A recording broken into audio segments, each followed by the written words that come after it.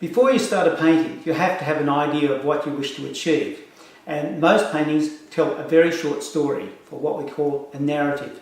So if your story is about someone on a beach, enjoying themselves, relaxing, walking down the beach, then it's important to go to that place. And the first thing that an artist would do is normally get a piece of paper and do a thumbnail sketch. Now what that's called, it's called a rough or a thumb sketch. It's just a very basic sort of drawing of all the elements that you're going to be painting and what you might change or what you might leave out. So you might leave out a power pot or something that's a bit ugly, and you might change some things, like so you might make the sky more blue or less clouds. So you would write those little things down to remind you.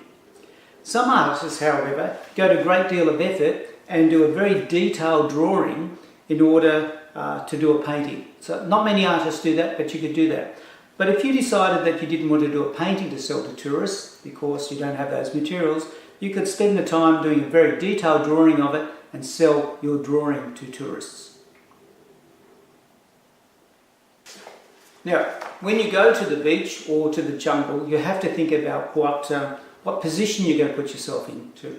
Now, you could just walk in like you take a photograph and start drawing from there, but you can get up high or you can get down low. If you went to a beach, would you do a painting looking out to the sea with the waves, or would it be along the beach? So you have to decide what's going to be best to tell the story that you want to tell, but also what's saleable, but find a subject that's within your capability. So if you find it very difficult to paint people and buildings, you might just paint some waves. So you might look out to the ocean rather than along the beach. Now, some subjects are a lot harder to paint than others. So painting people is often a lot more difficult than painting some other subjects, such as a flower or a dog or a canoe. So you might decide to start on the easier subjects first, and then gradually, as your confidence and skills develop, work towards painting more complicated subjects. So I'll give you an example. Now here's a painting I did of Port Olry, right here. And I'll put a graphic up there for you. Now in this painting, it's of Port Olry, it's a person walking along the beach, and I've made the shadows more purple than it is. Obviously shadows aren't perfect, but sometimes if you make a shadow black or very dark colour, it doesn't look very attractive. So I've made mine purple, but maybe for most people it's probably a little bit too purple. But I've made it another nice sunny day. I've made sure I've got those buildings in there that have traditional materials, because tourists just love that. And I've got one man walking down the beach, and he's going down the beach, and we can see that he's going out to the point, and he's going to be able to look at those distant islands out there. It's a nice sunny day. There's a few clouds up there. So it's an idyllic sort of location. Now, it could be improved upon. It could be two people walking together. They might be lovers going down the beach. There might be a few fishermen out there in canoes doing traditional fishing. There could be some children playing on the beach. I have got a canoe in there, which is important. So that's my take on that particular painting. But your painting could be very, very different from that. In order to do your drawing, you're going to need to take some basic materials. Now you'll need a board to put your paper on, because you can't draw on a piece of paper holding it. You've got to have it on some sort of solid board. You'll probably need a chair, you'll need an eraser, and you'll need a pencil. And the pencil that we normally would use is an HB pencil. So you need your pencil, you need a board, you need a clip to hold it to the board, the piece of paper to the board. You'll probably need a large hat, or you might even need some sunglasses. So you'll need something to put some shadows onto your paper, because drawing outside in the bright sun is very difficult. So going through that again: pencil, eraser, paper, board, a clip to hold it to the board, and a chair. You'll need all those things in order to go out and do your sketch. Instead of using lead pencils, you might decide to use some coloured pencils, because that's going to help you work out what colours you might need when you go to do your coloured painting.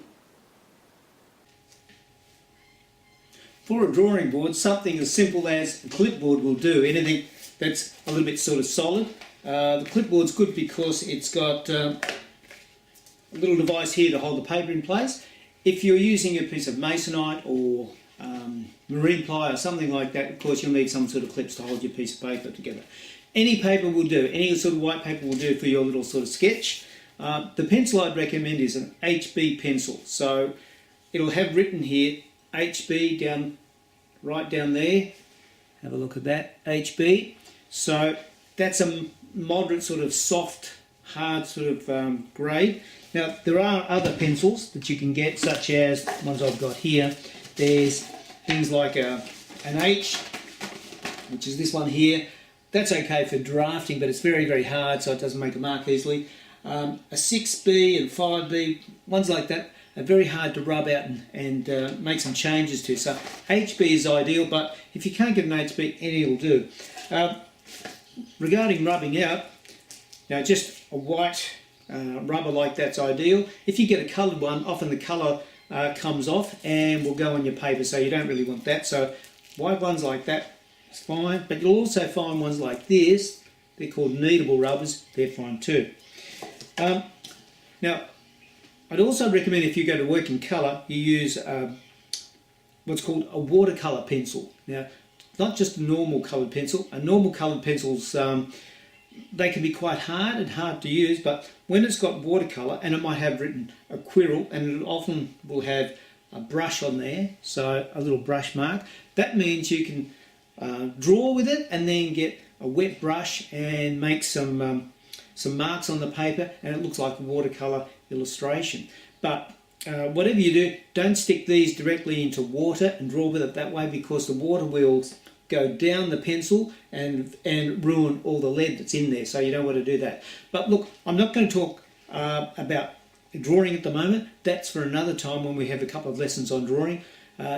This lesson is all about developing an idea. So what I'm going to do is I'm going to show you a number of paintings that I've done, both in Vanuatu and ones that I've done here in Australia, and look at the process of the sketch and the painting, and also not only what worked I think well, but things I've done quite badly that I could have done much better with. So we'll go and have a look at a few more examples right now.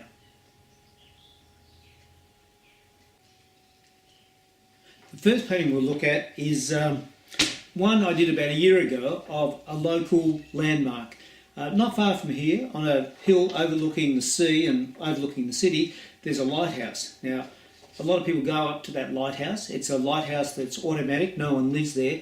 But I thought I'd do something a little bit unusual than just paint the lighthouse as it is. I've painted the lighthouse in the past, and I'll show you an example up here. This is one that I did a number of years ago, and it's more in a Vincent van Gogh sort of style. But I wanted to have one that is far more realistic. So I did my sketch, and the sketch is of the lighthouse. There's the lighthouse there, and I'm putting a bike in front of the lighthouse and opening the door. Now the door doesn't open in the lighthouse, it's always shut, but I've had the door open and I've put a window back in here so it looks like someone's living in there and they can look out, and there's a bicycle here. So the idea is that maybe someone lives in this lighthouse and they're going for an early morning snorkel. To add a little bit more life to the whole picture, I've put some clouds in it in my quick sketch. There's some sailing boats here and there, and there's a bike here with flippers and bush and so on. So that's my very quick rough, nothing particularly flash. Now, I took went to this location, took photographs to work out exactly what I wanted to take place. I wanted it to be early morning, so obviously I went there early in the morning to make sure the light was in the right place. I painted this painting in monochromatic, in black and white, but I wanted to have a section in colour, because that's what I'm doing at the moment, doing some with the section in colour. Overall, I'm reasonably pleased with the painting. I know that it's probably not going to please everybody, and I can't see anything majorly wrong with it.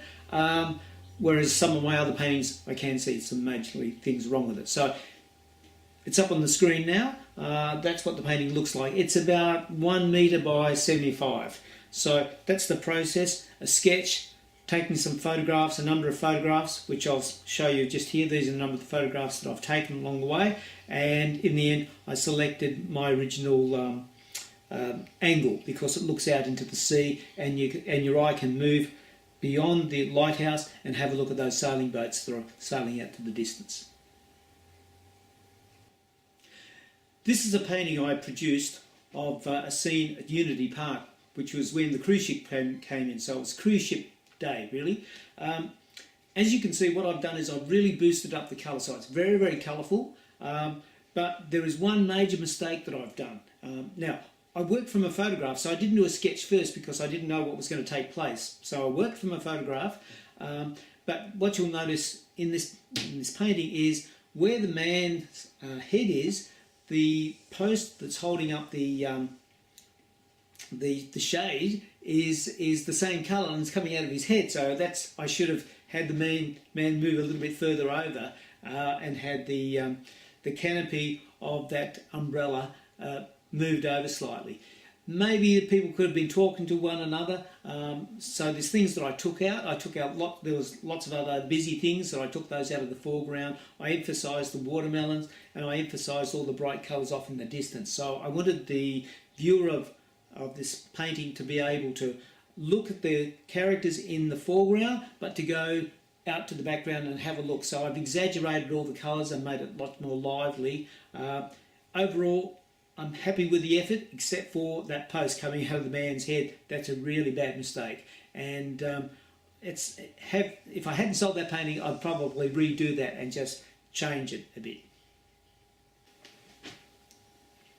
I'm going to try and keep all my videos under 6 minutes each. So under one particular lesson, there might be quite a number of videos. So this video will end now, but there will be a few more on the concept of developing an idea. So it's one lesson, it's lesson 2, but there'll be a number of videos trying to express the process of how you develop an idea.